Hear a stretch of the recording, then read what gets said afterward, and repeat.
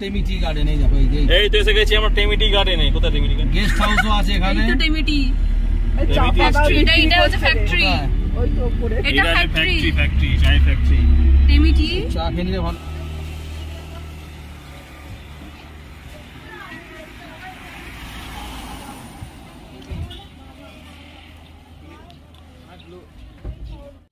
গতকাল গ্যাংটক ঢুকতে অনেকটা দেরি হয়ে গেছিল, তারপরে আর শ্যুট করতে ভালো লাগেনি।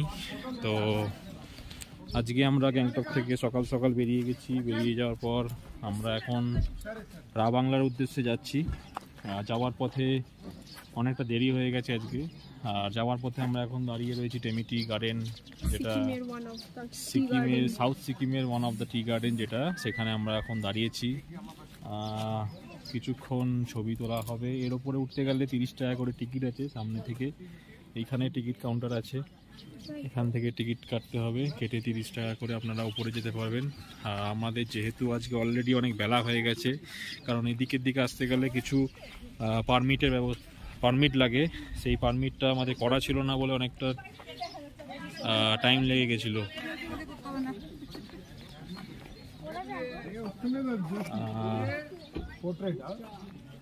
এই ব্যাক সাইডটা পুরোটাই গার্ডেনটা রয়েছে।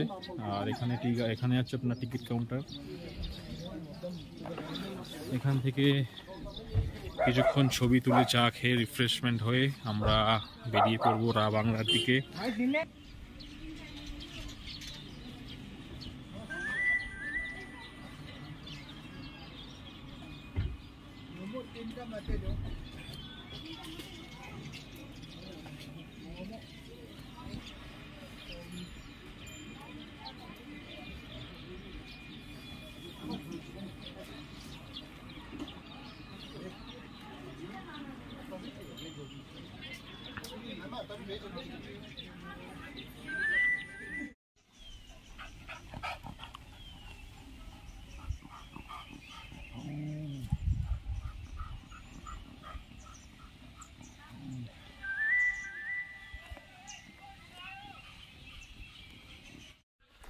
at last রা বাংলার রিসর্টে আমরা পৌঁছে গেছি। আমাদের রিসর্টের নাম হচ্ছে ক্যান্ডি পার্ক রিসর্ট। এর সামনে থেকে যে ভিউটা দেখা যাচ্ছে, আপাতত তো পুরো মেঘে ঢাকা লাগছে। আর এই রিসর্টের একটা সদস্য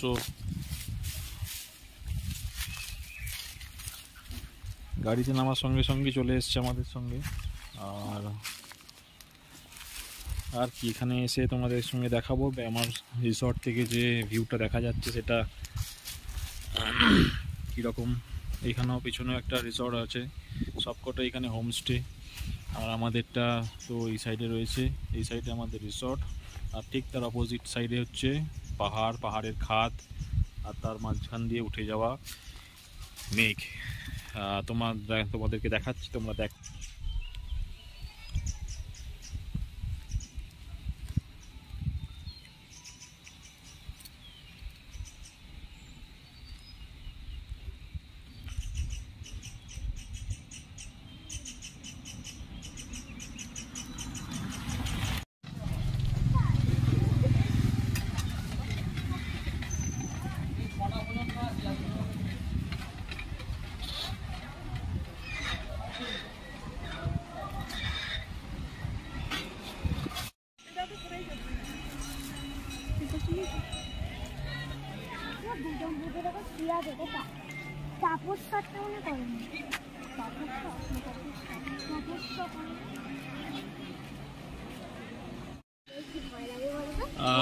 রিসর্ট থেকে বেরিয়ে আমরা সোজা চলে আসলাম বুদ্ধ পার্কে।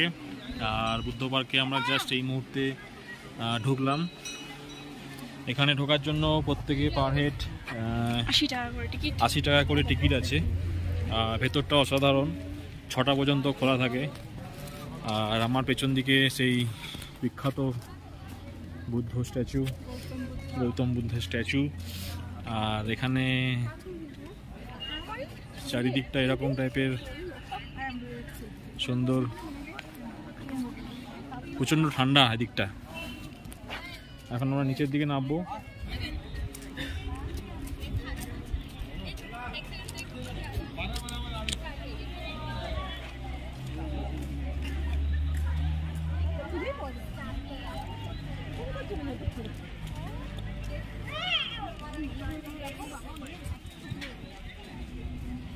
ছেলেটা কিছু করে আসলো না।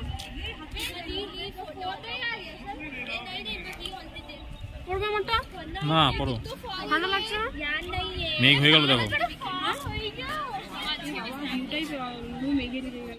চারিদিকটা পুরো একদম মেঘে ঢাকা পড়ে গেছে, মানে মেঘ পুরো একদম এসে ঢেকে দিয়েছে। একটু আগেই জাস্ট দেখালাম, একটু আগের ভিডিওতে দেখলে তোমরা ক্লিয়ার, বাট এখন পুরো পেছনটা একদম হঠাৎ করে মেঘ এসে পুরো জায়গাটাকে একদম কভার করে দিয়েছে। দেখতেই পাচ্ছ একদম আস্তে আস্তে মেঘ ঢাকা পড়ছে, পুরো বুদ্ধ মন্দির, বুদ্ধ স্ট্যাচু পুরো একদম ঢাকা পড়ে গেছে।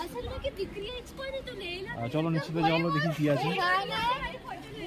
ভাবলাম ছবিটা নেবো এখানে দাঁড়িয়ে, বাট আমি কিছুটা দূরে অন্যজনকে দেখতে পাওয়া যাচ্ছে না, এতটা। বাবা কই গেল?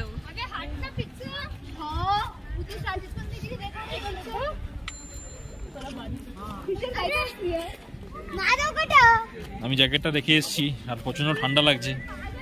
দেবস্মিতা নিয়ে আসতে ভুলে গেছে আমার জ্যাকেট, মোটেই না, আমি অনেকবার বলেছিল আনার জন্য, বাট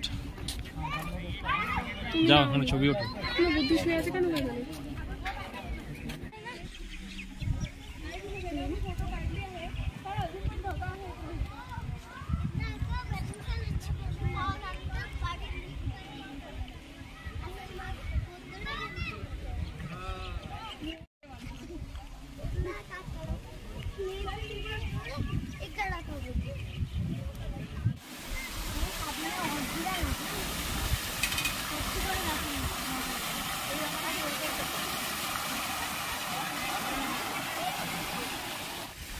এখন আমরা বুদ্ধ পার্কের সিঁড়িটা বেয়ে ওপরের দিকে উঠবো।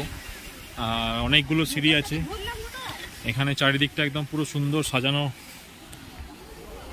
গোছানো একদম রয়েছে। এতটা সিঁড়ি দেখে আমার উঠতে ভয় লাগছে, এতটা সিঁড়ি ওপরে আছে, এতটা সিঁড়িতে উঠে উপরের দিকে ওঠা। এমনি ঠান্ডা ওয়েদার, আর এখান থেকে একদম মানে অসাধারণ দেখতে লাগছে। সামনে থেকে আমি দেখছি, জানি না ভিডিওতে কতটা আসবে, বাট বিশাল বড় মূর্তি।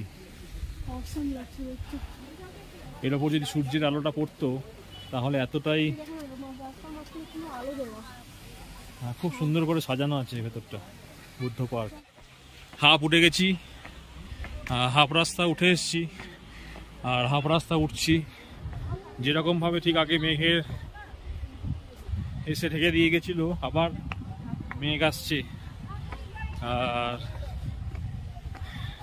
বেশিক্ষণ লাগবে না, এসে আবার মেঘ ঢেকে দিয়ে চলে যাবে। তোমাদেরকে দেখাচ্ছি যে কিরকম সুন্দর লাগছে।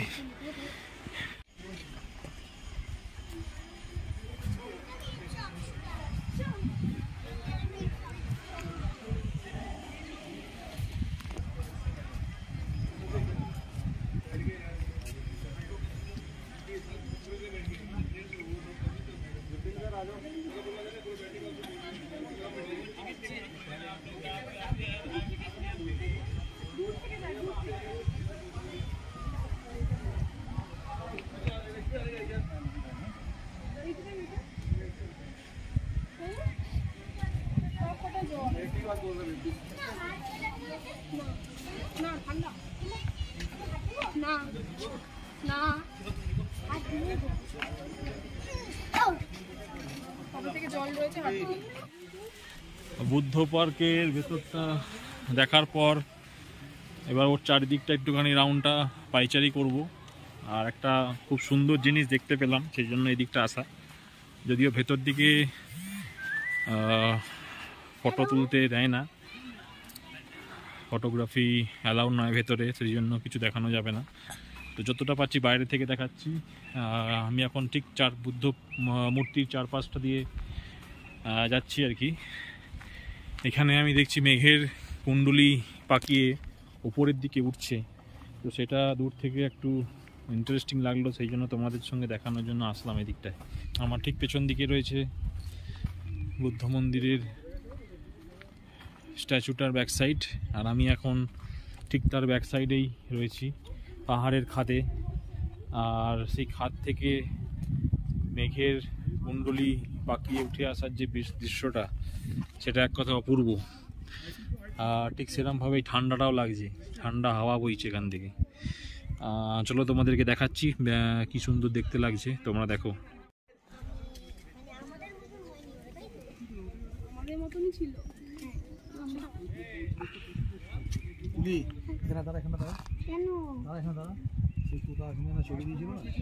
এখন আমরা এখান থেকে বেরিয়ে যাব, বুদ্ধবাগ থেকে বেরিয়ে আমরা রিসর্টে ঢুকবো। বেসিক্যালি এখানে আর কিছু দেখার নেই এই মুহূর্তে। এখন রিসর্টে যাব, রিসর্টে গিয়ে আজকের দিনের মতন রেস্ট। সন্ধেবেলা রিসর্টে কি করব দেখি। বাইরের কিছু তো দেখানো যাবে না, কারণ সবই অন্ধকার। আর কালকে সকালবেলা ভোর ভোর আমরা বেরোবো। কালকে হচ্ছে আমাদের ফেরার ট্রেন আছে এনজিবি থেকে। বাট যাওয়ার আগে আমরা দুটো জায়গা বা একটা জায়গা হয়তো ভিজিট করব, সেটা হচ্ছে চারধাম, তাই তো। চারধাম কালকে ভিজিট করব যাওয়ার পথে। দেন ওটা কমপ্লিট করে দুপুরে লাঞ্চ করে আমরা সোজা চলে যাব এনজিপিতে। আমাদের যাওয়ার কালকে ট্রেন রয়েছে বিকেল 5:55। উত্তরবঙ্গ এক্সপ্রেস। আর দেখা হবে তোমাদের সঙ্গে সন্ধেবেলা, যদি কিছু দেখাতে পারি। আর তা না হলে আবার কাল সকালবেলা তোমাদের সঙ্গে দেখা হবে। ততক্ষণে যেন দেখতে থাকো এবং ভিডিওটাকে লাইক করো, কমেন্ট করো, এবং কি ভালো লাগলো এই ভিডিওটার মধ্যে তোমরা অবশ্যই কমেন্ট করে জানিও।